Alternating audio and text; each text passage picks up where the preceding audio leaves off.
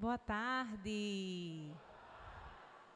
Que satisfação estar aqui, meus irmãos. Bendito seja Deus. Ao chegar já recebi essa lembrancinha que diz assim: eu te aprecio e te amo. Como é bom ser amado por Deus, né? Como é bom ser amado, ser querido. Como é bom entender que esse amor é o amor puro e precioso. Eu bendigo a Deus por essa canção. O meu lugar é o céu, é lá que eu quero morar. Nas preparações para esse retiro de carnaval, o Senhor me fazia lembrar de uma frase que há muitos anos atrás eu ouvi. E Ele colocava no meu coração que onde eu fosse, eu repetisse essa frase. Fez muito sentido na minha vida e eu tenho certeza que na vida de alguns aqui também assim o fará. Inclusive é uma frase que talvez para a maioria de vocês nem seja uma frase nova, mas que talvez nesse tempo de hoje seja um novo, um renovo, uma transformação, um atento, um calento, um consolo. Certa vez, há muitos anos atrás, eu ouvi essa frase e ela me impactou. E eu tenho certeza que pode assim fazer na vida de todos que aqui estiverem abertos.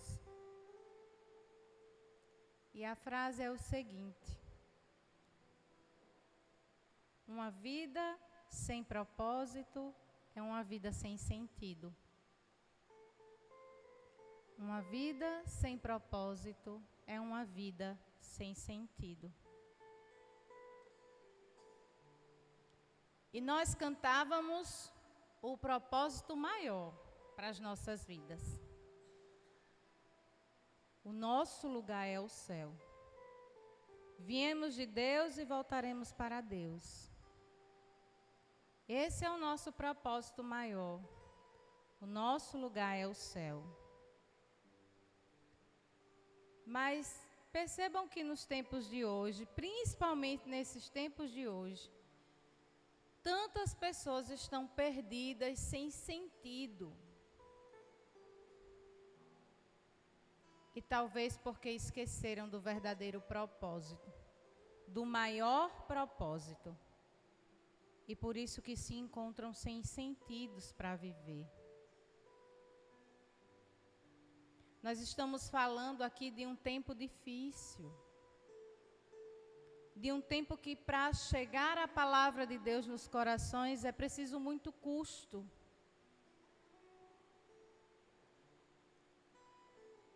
O povo sedento tem enfraquecido. Alguns beberam da fonte, se saciaram, mas voltaram aos caminhos ao qual voltaram a ter sede. E sede de outras coisas, e não sede de Deus. E como é bom chegar aqui, ver cada um de vocês, que é um povo que ainda está aqui. Então, quem está do seu lado, você diga assim: que bom, meu irmão, minha irmã, que você ainda está aqui. Que bom que somos a resistência desse tempo. Glória a Deus por isso. Você, eu, somos a resistência desse tempo. Aplauda esse irmão que está perto de você.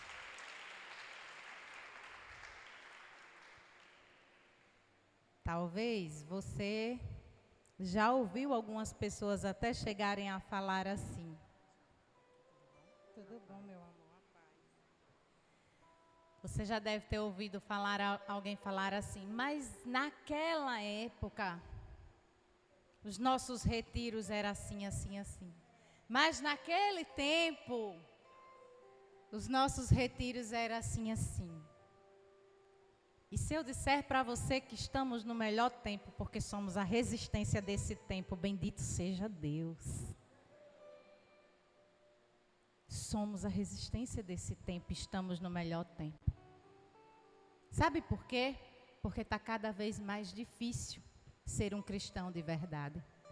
Está cada vez mais difícil estar dentro da essência. Porque talvez no seu trabalho, no seu campo de estudo, até mesmo na sua família, às vezes você se perde da sua essência. Então resistir e fazer parte deste tempo e deixar intacto a sua essência é maravilhoso. E por isso que estamos no melhor tempo. Amém? E eu vim falar aqui de uma mulher grandiosa. E sabe por que ela é grande? Porque nada é para ela. Sabe por que ela é grandiosa? Porque toda a honra e toda a glória não é para ela. Ela é grande porque se faz cada vez mais pequena. E assim deve ser o coração de cada um de nós cristãos. Cada vez mais pequenos. Não existe aquele que tão antigo não tem o que aprender. E de tão novo não tem o que passar. Talvez você diz assim, mas faz tão pouco tempo que eu estou caminhando, eu não sei. Mas talvez você tenha muito a nos ensinar, nós que estamos há mais tempo nessa estrada. Porque essa estrada não se conta tempo, se conta essência. Não é o tempo. É permanecer a essência. Achava-se ali a mãe de Jesus. Acha-se aqui a mãe de Jesus? Acha-se aqui a mãe de Jesus? Vamos juntos, todos juntos. Quem é da intercessão, levanta a mão. Os intercessores, por favor, levante a mão, para me ver quantos tem aqui. Olá! Em especial para vocês, intercessores, eu convido, vamos pregar juntos? Vamos interceder para a glória do Senhor acontecer nesse lugar e nas nossas vidas?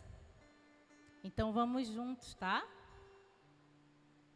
Porque aquele que está aqui a proferir a palavra de Deus e dizer que não precisa da oração de um intercessor, não era nem para estar aqui. E a gente vai junto. Tá bom? Eu convido você a abrir o Evangelho de João, capítulo 2.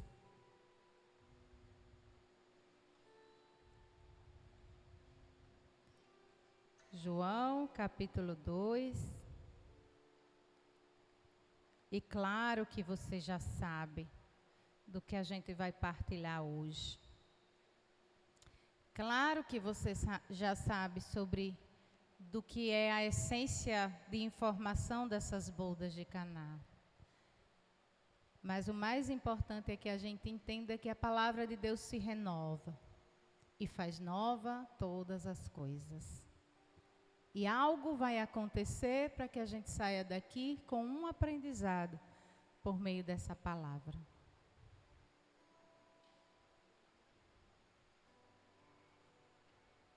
Queria que você fechasse os teus olhos, põe a mão na tua palavra. O Ministério de Música vai me ajudar. E a gente juntos, todo mundo juntos, vamos dizer: fala, Senhor, preciso ouvir tua voz. Nós precisamos ouvir a voz do Senhor. Sabe por quê, amados? Porque quando a gente ouve a voz do Senhor, ela tem o poder de calar a nossa voz. Porque nós sabemos que somos um povo insensato, somos pecadores, tendentes ao erro. E nós não queremos discernir errado a palavra de Deus. A gente sabe que Ele quer falar com a gente em coisas tão pequenas, que Ele quer falar nas coisas simples, sim. Porque Ele fala grandes coisas nas coisas simples. Mas a gente precisa desejar ouvir a voz do Senhor. Então só o refrão, fecha os teus olhos, põe a mão na tua palavra, entenda que é o Senhor que está a falar no meio de nós agora, por meio da sua santa palavra. E juntos vamos cantar. Fala, Senhor, preciso ouvir tua voz. Fala, Senhor, preciso ouvir tua voz. Eis aqui os teus servos, fala, meu irmão, na palavra, Senhor, e no meu coração. Mais uma vez, todos juntos, fala, Senhor. Fala, Senhor, preciso ouvir tua voz. Eis aqui os teus servos, fala, meu irmão, na palavra, Senhor, e no meu coração.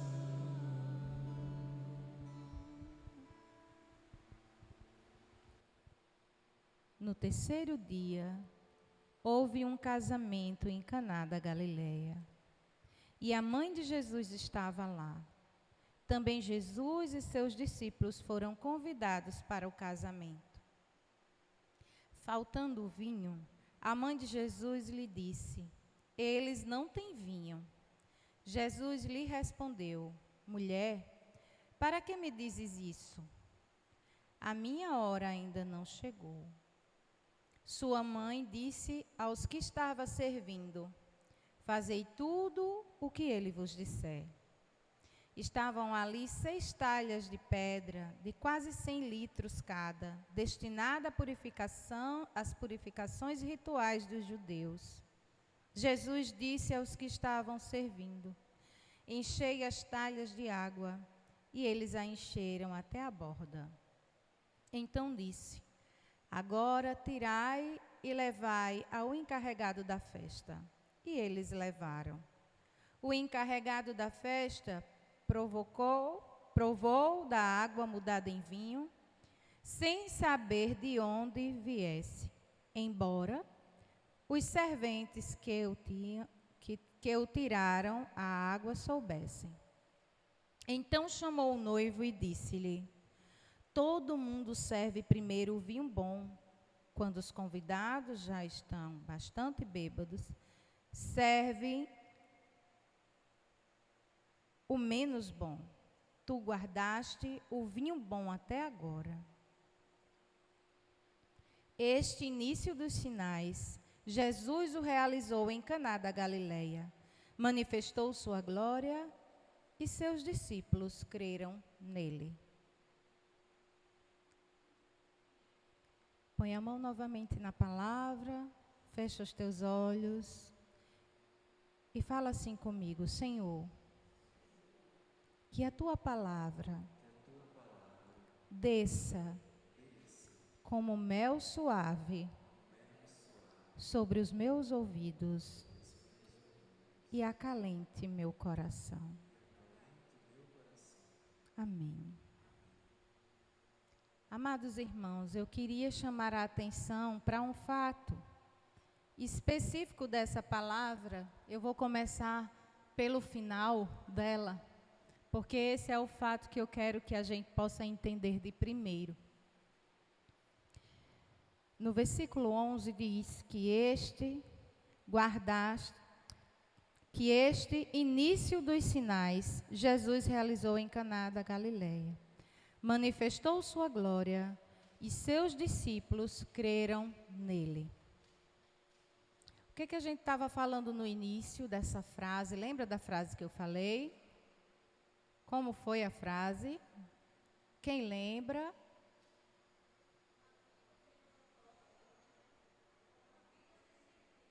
Uma vida sem propósito é uma vida sem sentido.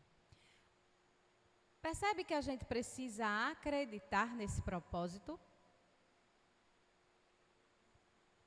É interessante a gente perceber que esse acontecimento fez com que os discípulos crescem em Senhor. Aqui também deu-se o início da vida pública de Jesus, porque dali por diante tudo seria diferente.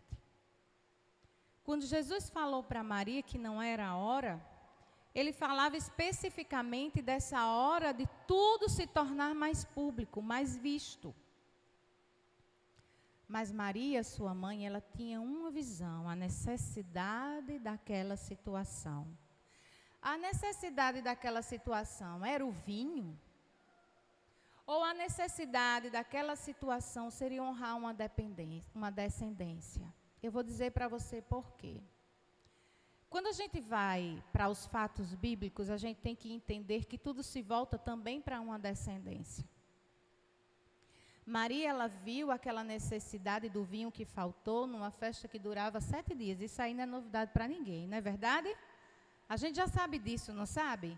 Tantas vezes a gente já ouviu falar, né, que as bodas, a gente já ouviu falar sobre o acontecimento especificamente cheio de simbolismo e que também existe uma necessidade real para aquele povo, para que possa declarar aquela celebração que dure de 3 a 7 dias. Outros estudos vai dizer especificamente 1 semana.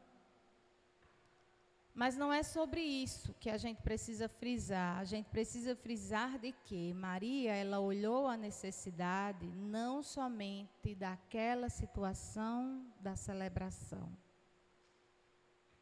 Ela olhou a necessidade de uma família que ia ser envergonhada se não tivesse mais o vinho. Porque a gente já sabe que o vinho simboliza a alegria, não era assim? A gente já sabe disso? Mas eu quero fazer você ter um entendimento além disso. Como, por exemplo, posso brincar aqui com vocês? Vocês me deixam à vontade para isso? Se disser que não, eu não brinco, eu falo sério. Posso brincar?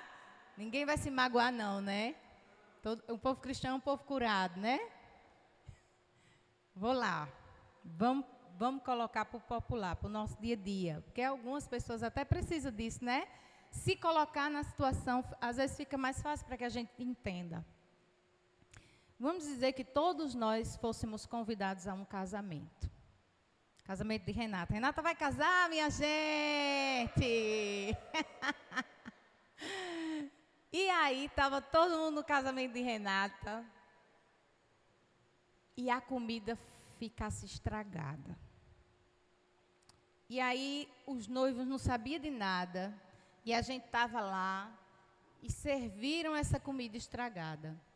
E, de repente, chegou na nossa mesa, nós como convidados, a comida toda estragada. Alguns já afastou a comida, e os garçons já vinham, já tiravam, porque sentiam aquele cheiro de comida estragada, e não tinha mais comida. E aí tinha o bolo, a gente comeu do bolo e foi embora, a comida estragou. Nós não somos um povo de levar fofoca, jamais. Será que nós chegaríamos em casa? Mas, menino, eu estava num casamento. E na hora do jantar, o jantar estava estragado. Menino, foi uma coisa assim, um alvoroço, uma vergonha. Será? Não, né? Eu já estou ouvindo gente dizer, com certeza. Você está entendendo até onde seria a proporção de não ter vinho? Só que tem uma coisa. A gente está falando aqui da vida de Renata. Botei Renata porque da comunidade, qualquer coisa, né? Se ela se magoar, daqui para a gente voltar para o retiro que a gente está, a gente faz uma oração de cura interior, né, Nalvinha? Nela e dá tudo certo. Mas é isso que a gente precisa ver. Só que no nosso tempo aqui agora, a gente está falando de uma fofoca que iria rolar um tempo, outro, mas depois ia ser esquecido, né? Nessa situação das bodas de Caná, a família era tida como mal vista. Seria uma vergonha, seria uma humilhação. E isso geraria uma tendência por umas boldas que não tinham o vinho que simbolizava a alegria, seria uma tendência, ia tender aquele povo a uma família amaldiçoada. Porque faltou alegria. Era como se não tivesse a bênção para que a alegria prosperasse naquele matrimônio. Entende agora? Naquelas boldas. Entende agora? Veja que Maria é uma mulher que ela tem uma visão ampla. Ela olhou uma necessidade simples, faltou o vinho. Entende por que Maria antecipou esse tempo que Jesus disse que não era agora? E aí Maria volta para os que estavam servindo e disse: fazei o que ele vos disser. A gente tem um colega em comum. Colega não, um amigo. A gente tem um amigo em comum. Para alguns de nós, para mim, por exemplo, mais que um amigo, um grande professor, Padre Léo.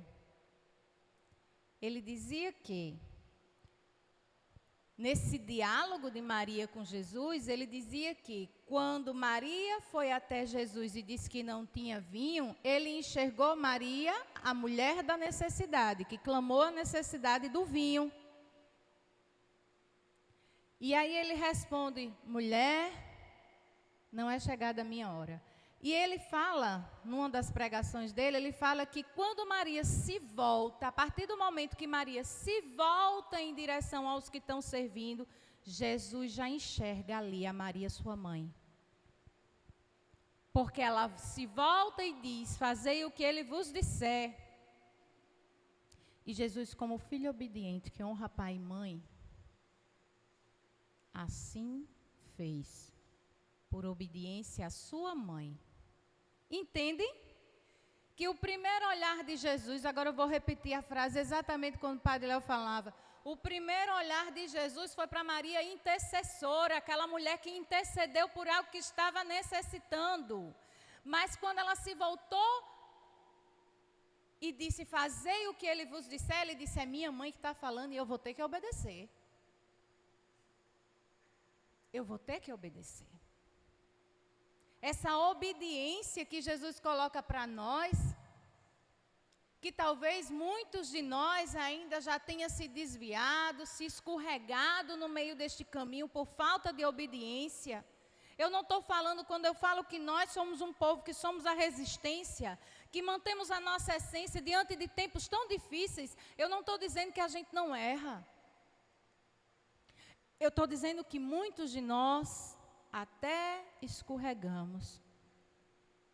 E que a maioria das vezes que escorregamos é a falta da obediência à palavra de Deus. À palavra de Deus. Esse mesmo professor nosso diz que quando deixamos de ouvir a voz de Deus é quando a nossa voz está falando mais alto dentro de nós. Quando a nossa voz está falando mais alto dentro de nós, nós não ouvimos a voz do Senhor. Às vezes a gente se incha muito, com muitas coisas. A nossa rotina, por exemplo, tende a isso.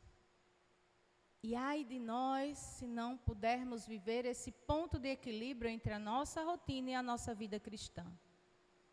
Porque senão vai ser a nossa rotina que vai nos tirar dessa vida cristã. Os nossos afazeres. E aí, Maria é a mulher da necessidade maior. Sobre a saudação de Jesus, mulher, é a mulher do tempo, é a mediadora da fé. Jesus honra Maria por obediência a ela. Faltar o vinho não é simplesmente a única coisa a ser dita neste momento.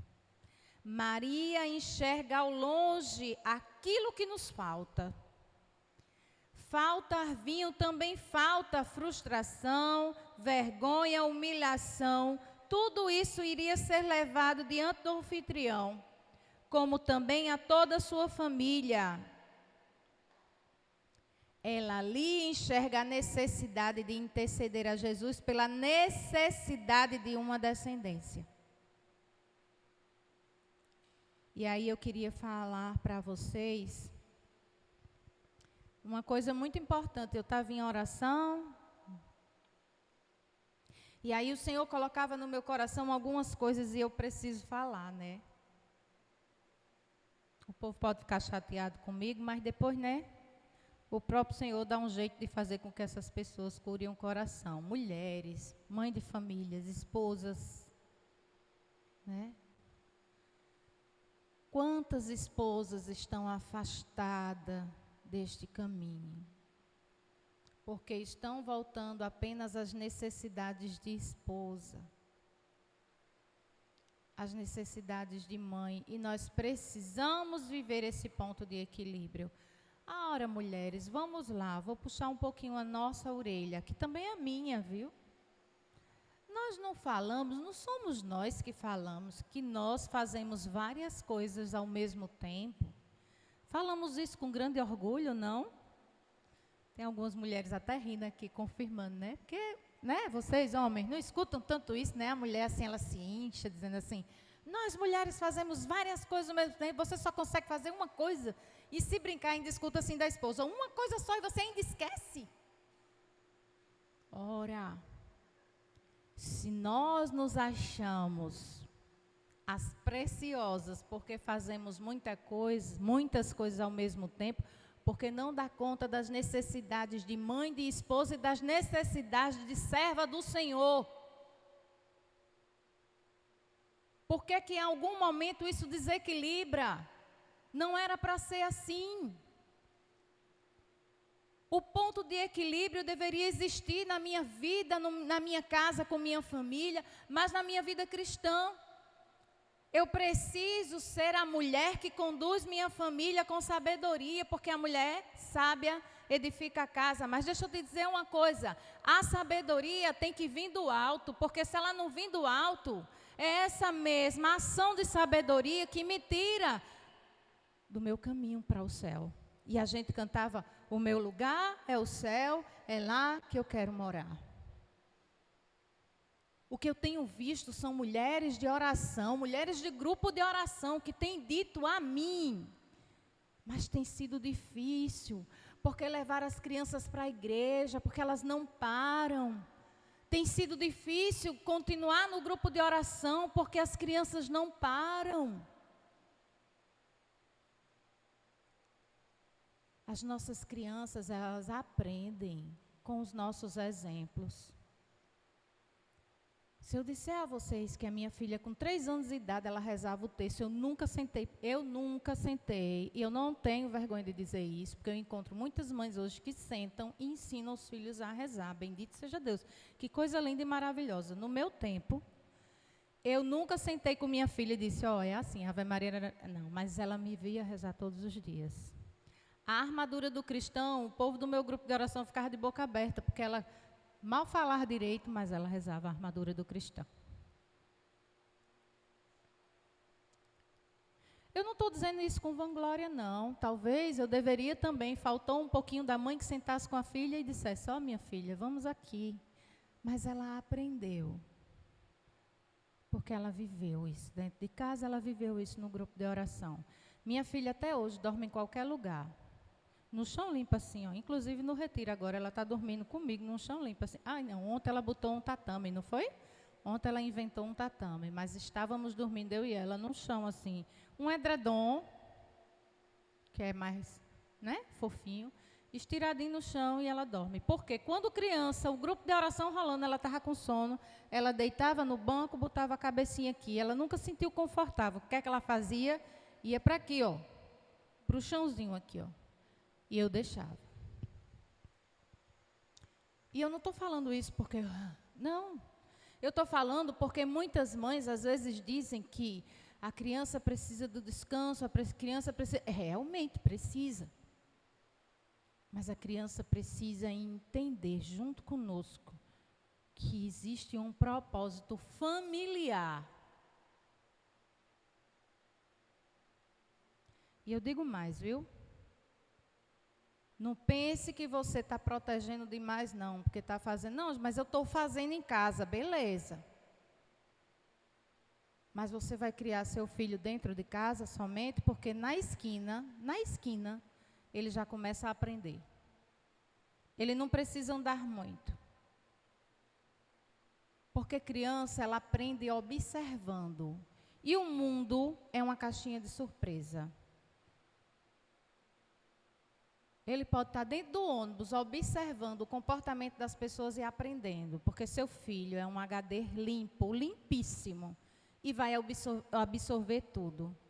Ah, mas eu não ando em certos lugares. Eu entendo. Eu também não ando em certos lugares. Mas essa mesma filha, com 10 anos de idade, eu tive que trocar de escola. Com 10 anos de idade, eu tive que trocar de escola. Porque os amiguinhos de sala de aula já estavam virando uma certa influência para minha filha. Então, nós não estamos livres disso. Poderíamos estar, se existisse cristãos de verdade, que realmente tivesse pulso firme e dissesse assim, olha, vamos realizar os seguintes planos. Vou abrir uma escola puramente cristã, ao zero, da essência. Vamos comigo? Será que vocês dão a mão? Ou esse mesmo irmão que abriu uma escola da essência, depois vai precisar fechar porque não vai ter recurso?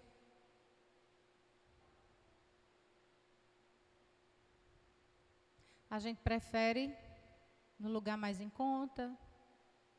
A gente prefere na escolinha tal porque não corresponde com minhas finanças.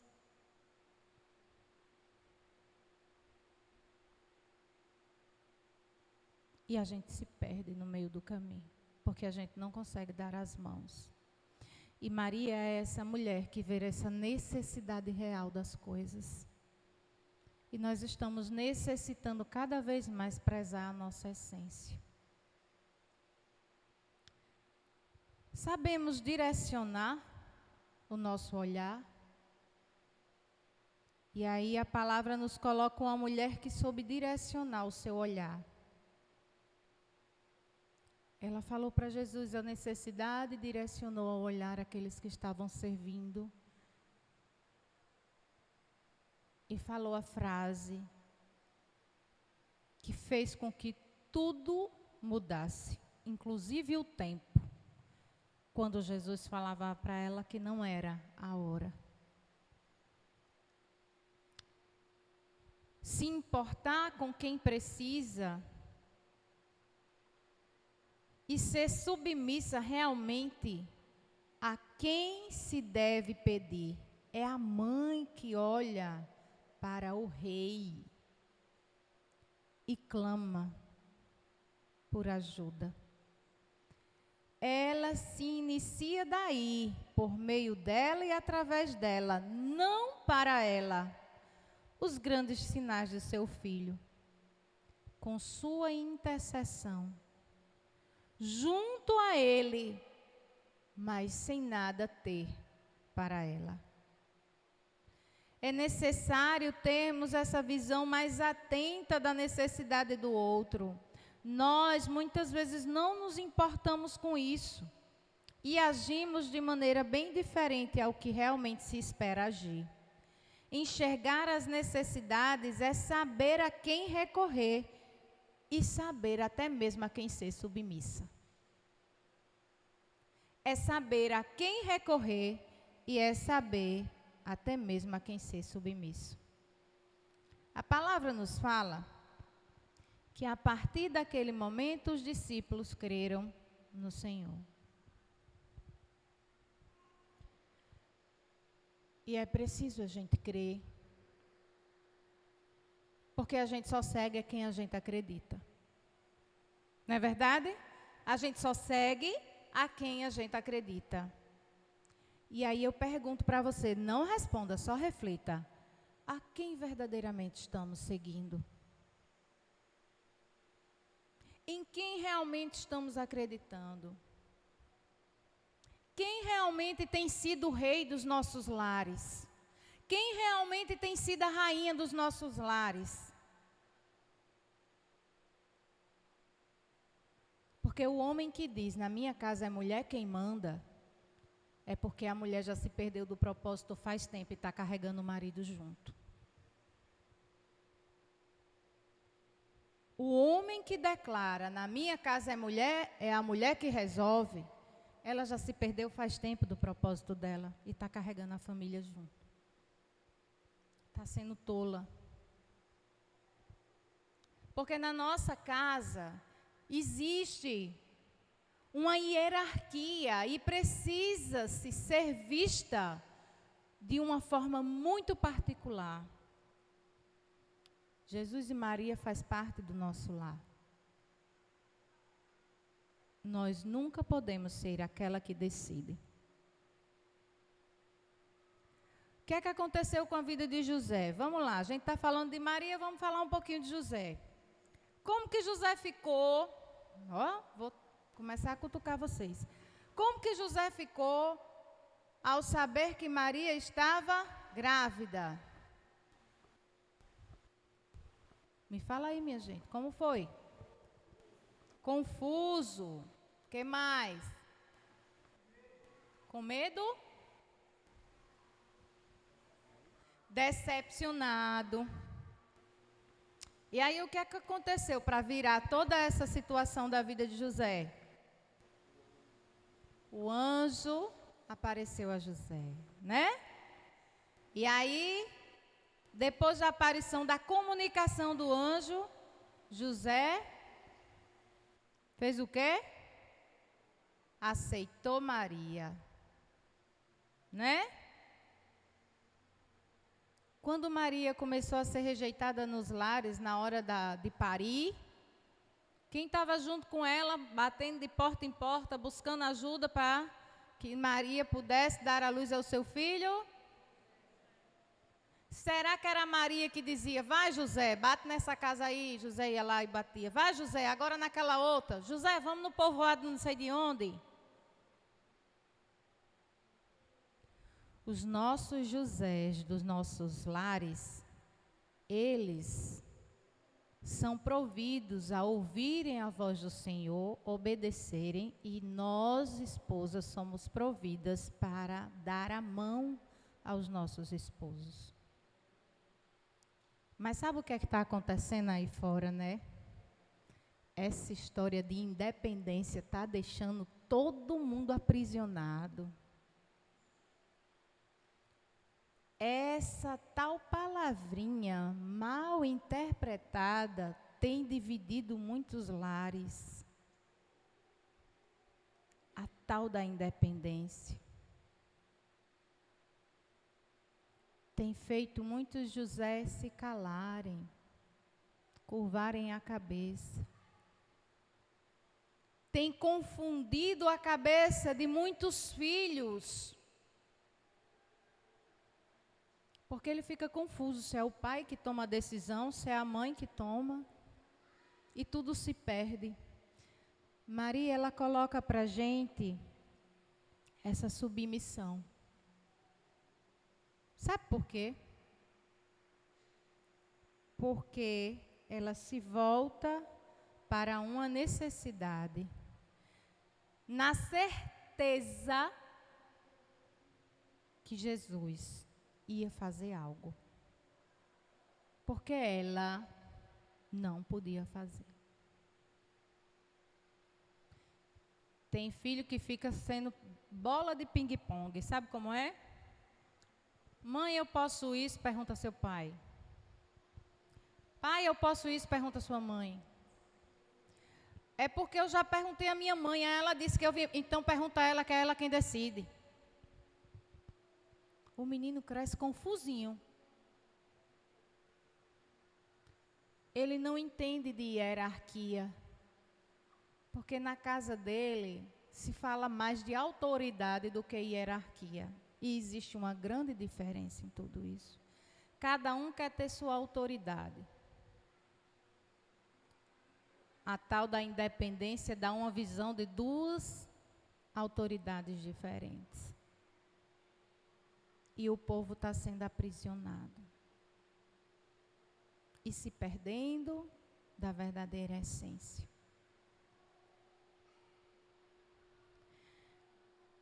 Detalhe. Vamos para um detalhe nessa frase. Fazei tudo o que ele vos disser. Jesus é o único que pode saciar a nossa sede. Maria é a mulher da fé. A mulher que medeia a fé para Jesus. Jesus passa a ser percebido a partir dali. A partir do sim dela, ele é visto. Por meio do seu ventre, sentido. Por meio de uma visita à sua prima Isabel. A partir da intercessão dela, nunca para ela, mas sempre com ela. A partir da intercessão dela, nunca para ela, mas sempre com ela. Foi o sim que ela deu, porque ela poderia dar não. Ela foi escolhida. O sim que acolheu Jesus em seu ventre. Maria que antecipou os sinais de Jesus, que intercedeu para a glória de Deus naquele momento acontecer, é a mesma Maria que está diante do seu filho na cruz. E sempre ao aguardo do que pode ser para ela fazer. Nunca ela vai, ela sempre espera. Por mais que ela esteja sempre antecedendo, mas ela sempre espera. Na cruz, Jesus entrega Maria ao discípulo amado. Ali ele a toma como mãe, que somos nós os discípulos deste tempo. E a tomamos como mãe e deveríamos tomá-la também os exemplos que ela deixa para nós.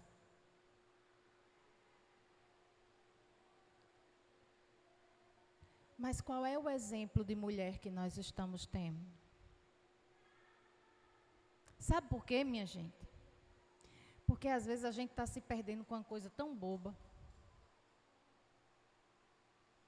A vida perfeita que as telas têm mostrado.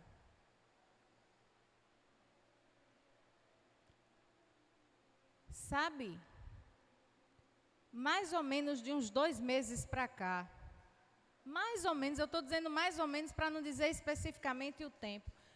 Quantas mulheres eu tenho escutado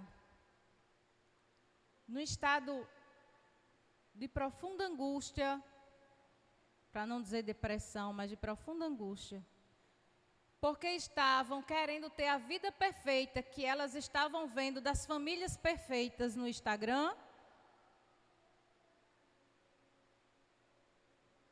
E você fica sonhando com uma vida perfeita e esquece de fazer o feijão com arroz na sua casa. Porque você quer provar do banquete que a vida perfeita está te oferecendo. E aí você começa a olhar para seu esposo e ele já não é mais um homem admirável. Porque homem admirável é daquela vida perfeita que eu estou sendo alimentada todos os dias pelo Instagram. Mas o meu esposo, ele é limitado.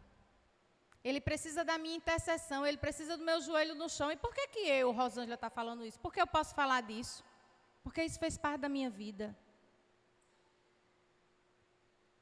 Porque eu não perdi tempo comparando a vivência do meu esposo para que ele fosse a pessoa que ele é hoje. Eu não perdi tempo. Eu coloquei o meu joelho no chão.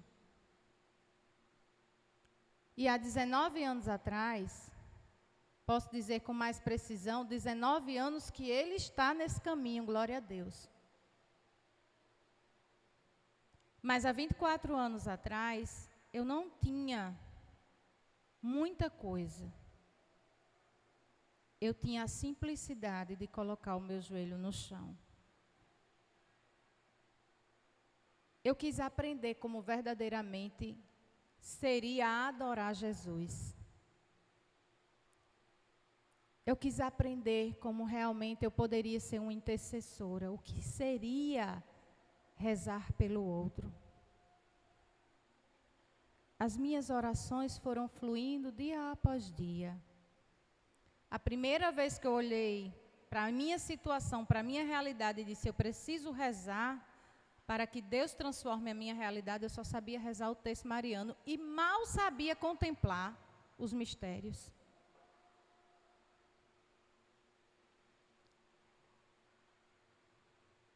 Mas eu tinha uma certeza, que só Deus podia mudar a minha realidade. Essa mesma certeza que Maria teve, que só Jesus poderia mudar a situação das bodas de Caná. A gente perde muito tempo sonhando com uma perfeição que não existe. Porque perfeito, só o nosso Senhor. A gente está perdendo o reinado dos nossos lares porque a gente está focando em outros deuses. Vou deixar até para você como um presente, viu? Êxodo, capítulo 20, de 1 ao 12. Pode anotar. Leve para casa. Leia, mastigue, mastigue. Você vai dizer, né? Eu já vi isso. Leia, mastigue, mastigue, mastigue, até você entender. Porque nós estamos nos perdendo. Porque estamos atribuindo outros deuses para a nossa vida.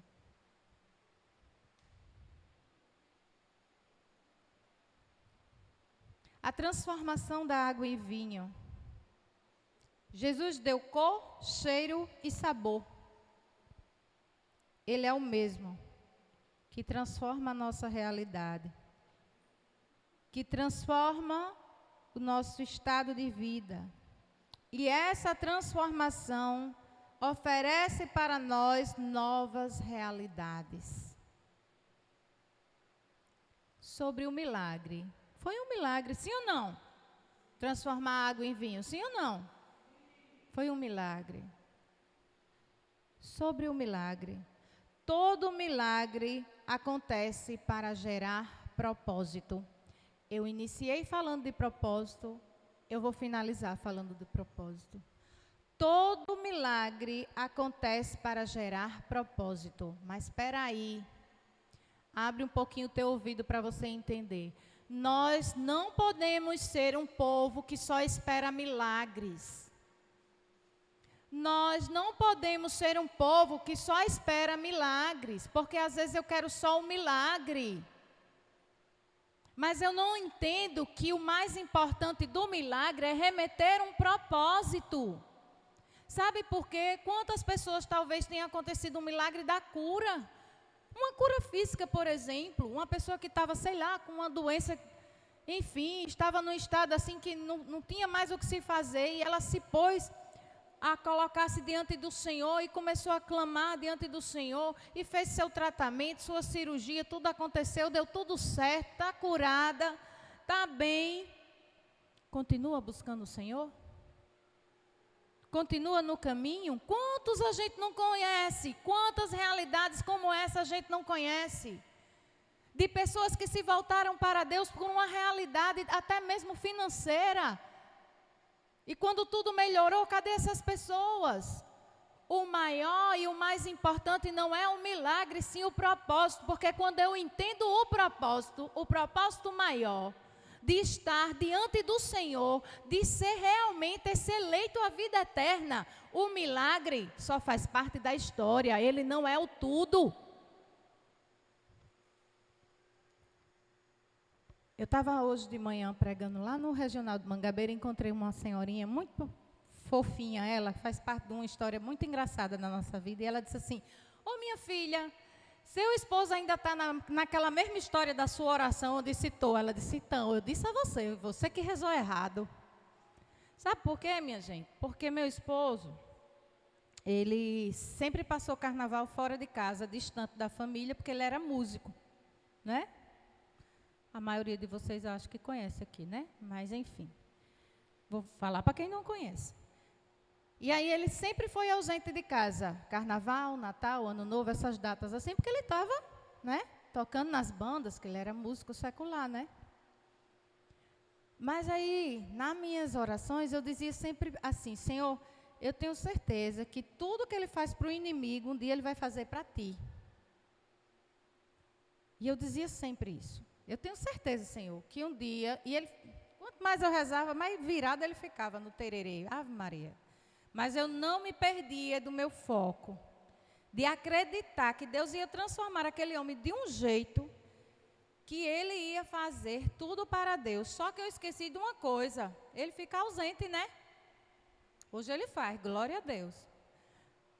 Está tendo retiro da comunidade, ele vai lá, hoje à noite, e vai amanhã no final do retiro. Porque nem tempo para estar no retiro da comunidade ele tem. Porque ele está por aí peregrinando e levando a palavra do Senhor.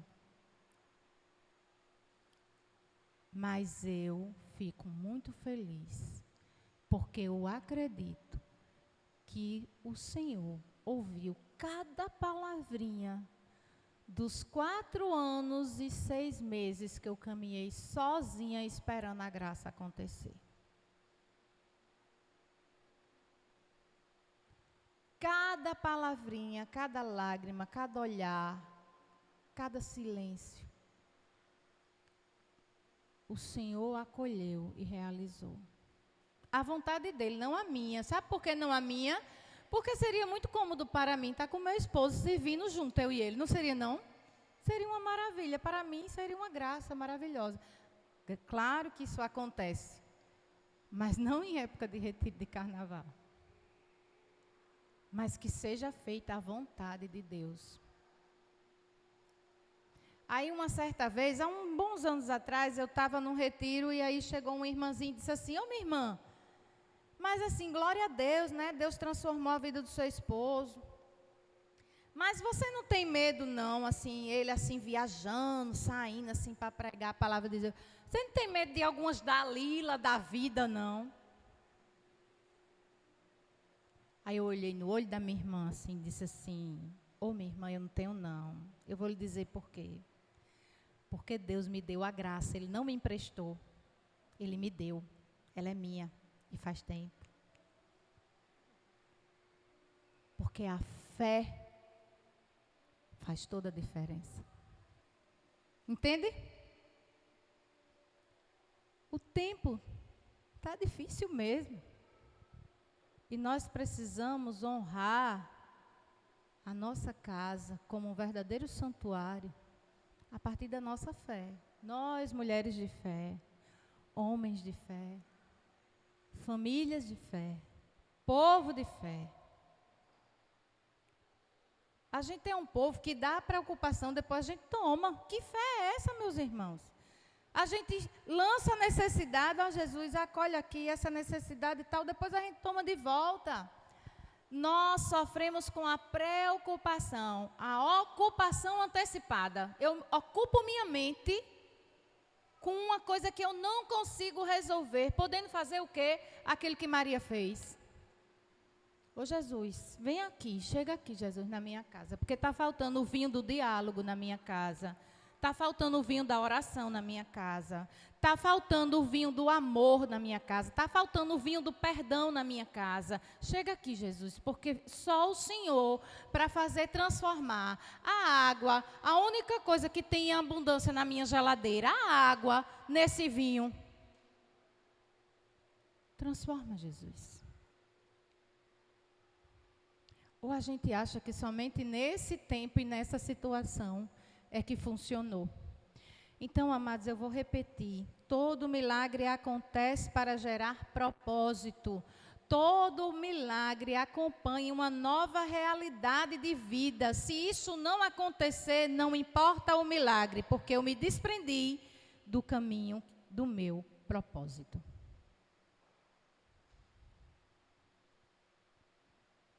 Maria, ela sabia o propósito dela.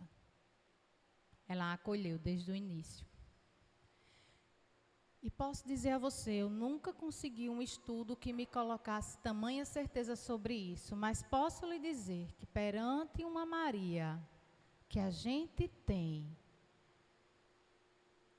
ela só estava de pé na cruz, vendo o seu filho, porque ela é a mesma Maria que deu sim para aquele propósito. E por isso que ela foi até o final. Nós não podemos nos perder desse. Por isso que, se você entende nesse tema de hoje, achava-se ali a mãe de Jesus, acha-se aqui a mãe de Jesus, por meio dessa experiência da santa palavra do Senhor a falar para nós. É como que Maria estivesse nos falando hoje: olha, meu filho, minha filha, não se perca do propósito, porque foi esse propósito que me fez ficar de pé até o último momento. Maria sofreu? Sofreu.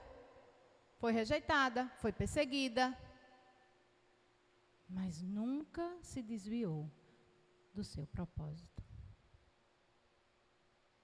Fecha um pouquinho os teus olhos agora. Põe a mão no teu coração. Quando eu peço que você feche os olhos, é para que você olhe para dentro de você, né? Só ela pode nos levar a Deus agora, né? Com essa realidade de aqui colocada, de uma mãe que nos acolhe.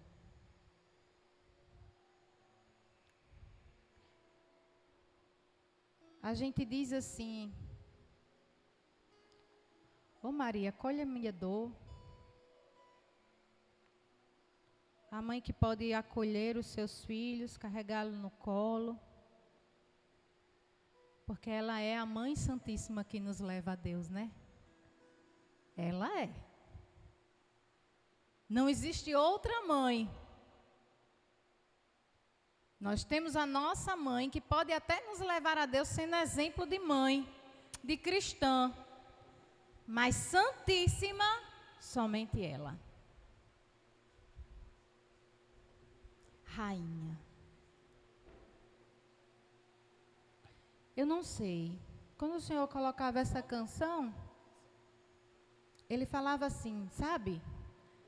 As talhas que Ele pediu que os discípulos enchessem de água. Hoje a gente vai encher as nossas talhas com o que nós temos.